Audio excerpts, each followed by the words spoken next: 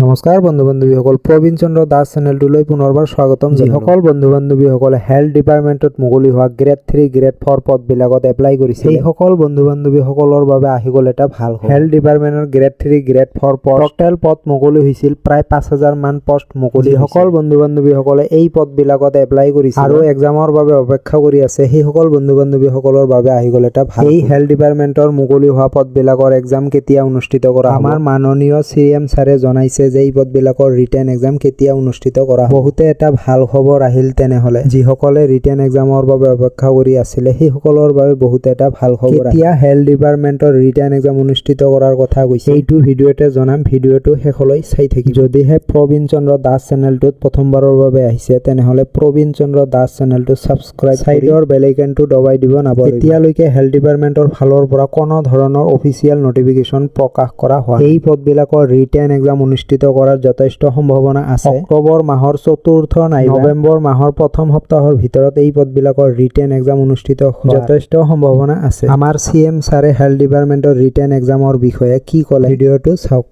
স্বাস্থ্য বিভাগৰ পৰীক্ষাটো এইটো ছিজনত নহ'ব, কাৰণ 3-4টা পৰীক্ষা একেলগে পাতিব পৰা কষ্ট হ'ব। স্বাস্থ্য বিভাগৰ পৰীক্ষা পূজাৰ পিছত। যিসকল বন্ধু বান্ধৱীসকলে হেল্থ ডিপাৰ্টমেণ্টৰ ৰিটেন এক্সামৰ বাবে প্ৰস্তুতি চলাই আছে, সেইসকলে যাতে প্ৰস্তুতি চলাই থাকে, অতি কম দিনৰ ভিতৰতে এই পদবিলাকৰ ৰিটেন এক্সাম অনুষ্ঠিত কৰি যেতিয়া হেল্থ ডিপাৰ্টমেণ্টৰ ফালৰ পৰা অফিচিয়েল নটিফিকেশ্যন প্ৰকাশ কৰা হ'ব, নেক্সট এটা ভিডিঅ'ৰ যোগেদি জনাই দিয়া। ভিডিঅ'টো চাই ভাল লাগিলে প্লিজ লাইক, কমেণ্ট, ছাবস্ক্ৰাইব কৰিব। ধন্যবাদ।